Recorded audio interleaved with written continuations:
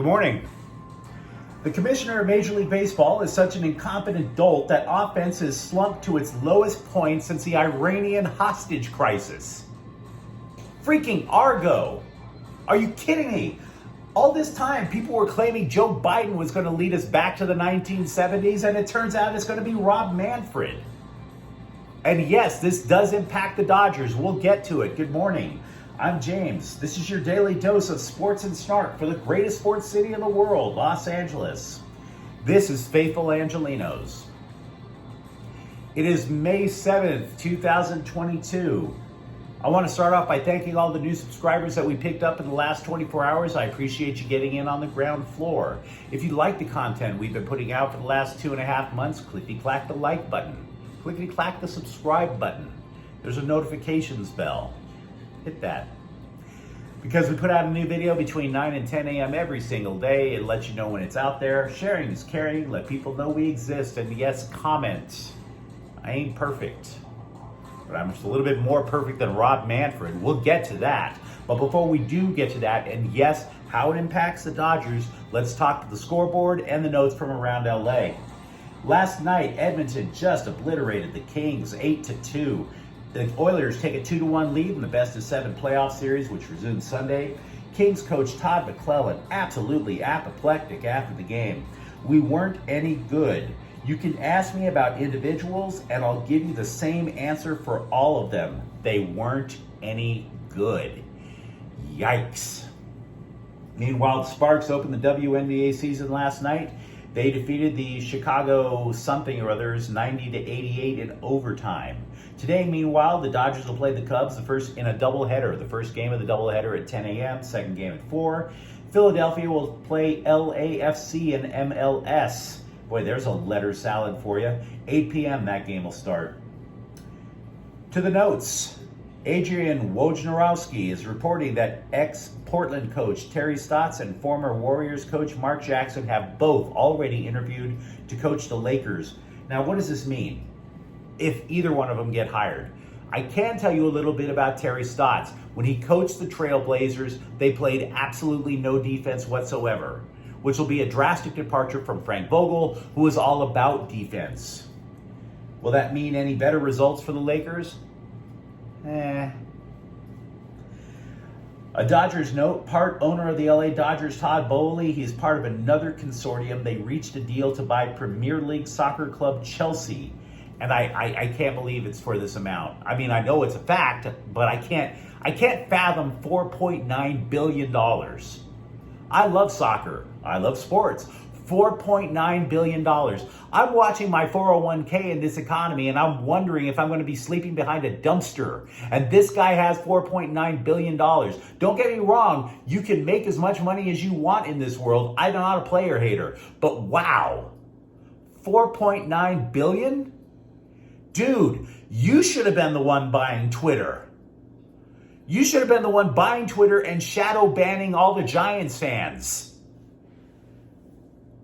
4.9 billion, my God. By the way, we have a USC football note. Kicker Parker Lewis has said why he left the Trojans to go to Ohio State. He said it was because Coach Lincoln Riley didn't want to hire a special teams coordinator. Okay, fair. Here's my counter reply. Your team went 4-8. When your team goes 4-8, you don't get to dictate terms. If you want to leave, cool, no problem. Have a good life. But don't start complaining about USC when you were part of a 4-8 football team. Right? You were 4-8. I mean, like you take Colin Kaepernick, right? And I got no problem with Colin Kaepernick talking about the police, talking about politics. It's a free country. You can say what you want. You come from a different background than I do. Maybe you know things that I don't. I will respect that. But to all the people who keep sitting there going, Colin Kaepernick should be starting for an NFL football team 2-14. The last time you quarterbacked an NFL team, they went 2-14. You don't get to call the shots. 2-14. You may know things about race and the police that I don't. 2-14. You are not that great a quarterback if your team went 2-14. Now, on Tuesday night, Cody Bellinger hit a ball that was caught at the warning track at Dodger Stadium. Now, when I read it to you that way, it doesn't sound like a big deal, and it shouldn't be a big deal. It really shouldn't. But it is a big deal because the pitcher was convinced it was gone. He had already asked the ump for a new baseball. The center fielder who made the catch was surprised the ball didn't blast a fan in the chest in the 10th row. He was surprised. The Dodgers announcer, Joe Davis, sounded disgusted. Even the Giants announce team, the rival Giants announce team, was shocked that the ball didn't leave. So what robbed Bellinger from what 52,000 people was certain was a home run when it left the bat? At least 4 national publications have written lengthy exposés since Tuesday that claimed Bellinger was fleeced by a doctored baseball. Not doctored by the Giants, doctored by baseball commissioner Rob Manfred. That one mundane play is his latest attempt at jerking with the game. And what is the result? Runs are down in Major League Baseball to 4 per game.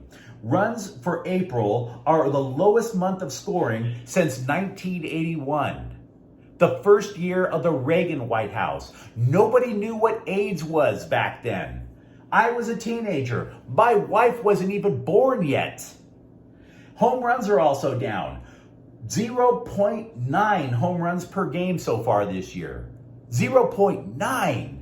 3 years ago, I should say, it was 1.39. It's all been dropping like a rock. And this is the latest move of unparalleled foolishness from Manfred, whose stewardship of the national pastime has been rife with micromanagement. Now, for those of you who don't know what micromanagement is, that means you're on welfare, hope you're enjoying the government check, totally cool with me, whatever.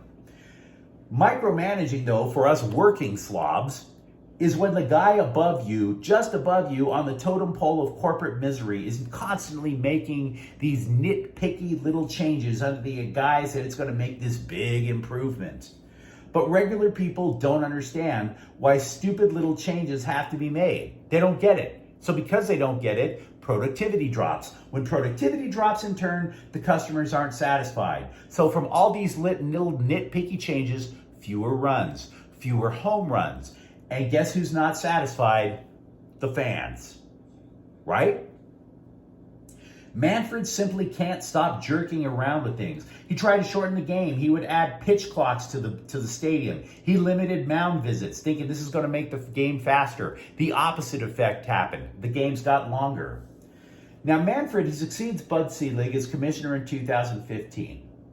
In his first year of running the game, players immediately took notice that the baseballs had changed. At first, Major League Baseball denied doctoring the balls, but scientists with nothing better to do, decided to go proving them wrong, which I suppose I can appreciate. There wasn't even a global pandemic they had to worry about at the time. Physicists, actual physicists, I can't believe I'm saying this stuff, physicists got involved. Over a child's game, physicists get involved. They noted the baseball in 2015 had more bounce to it, so researchers took the ball to get CT exams. You're right. They literally took baseballs to the hospital to have them scanned. And then they discovered that there was more silicon at the core. Then comes 2016. The players noticed that the seams in the ball had lowered. Good going. The result? Pitchers started getting more blisters on their throwing hand. So they changed it again. Home run spike in 2019, which prompted an astrophysicist to test them. And he determined that they were all machine dried. Manfred had the balls taken to your local laundromat. Are you starting to get the idea of how stupid this is starting to sound?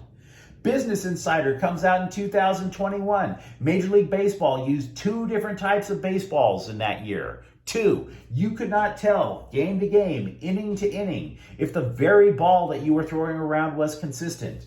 And now, this year, Major League Baseball is supposed to have all the balls in a humidor before the game. A humidor. What micromanagement? He wants them to, he thinks the game is going to be better by standardizing the amount of water in the air around the ball. Do you see how asinine this whole thing is starting to sound? This is making the Tom Brady deflated football thing sound well adjusted. And now scientists have determined that the tension in the center windings of the ball are looser. Now, experts are suggesting that the runs will eventually go up because the weather will warm in the summer. Cool. But they also expect MLB to come up with a consistent baseball. Fat chance. It's not happening because Manfred won't stop wanking with the game.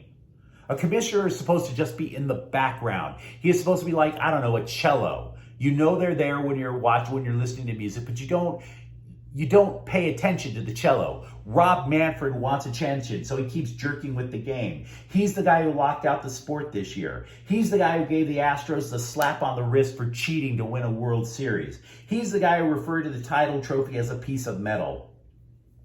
He's the guy who kicked the can down the road in the Trevor Bauer case for 10 full months. He's the guy who, because he thought Georgia was racist, pulled the game, the All-Star game, out of Atlanta and moved it to Colorado, the whitest state in the freaking country. That's multiculturalism. Good job, dude. And now he's the guy who's forcing me to read peer-reviewed scientific reports on a freaking ball to a child's game. I want to look at batting averages. I don't need to learn about drag and coefficients. It's not the core of a nuclear reactor. It's a freaking ball. It's not the molecular structure of DNA. It's not saltationism supplanting Darwinism theory or gravitational waves when two black holes emerge. It's a baseball. This is how Rob Manfred is jerking with the game. This is what happens when you have a micromanager try to control a child's game. So owners of Major League Baseball teams, will you please fire this wanker once and for all? Please? You go to a baseball game, it's for escapism. You're not there to debate Neil deGrasse Tyson on whether or not we're alone in the universe. That rant felt pretty good. If you enjoyed today's episode, thank you for watching. We'll be coming out with a new broadcast tomorrow. Feel free to like and subscribe to Faithful Angelenos. Back tomorrow. Faithful Angelenos is a Kian Corte El Queso production. Have a great day.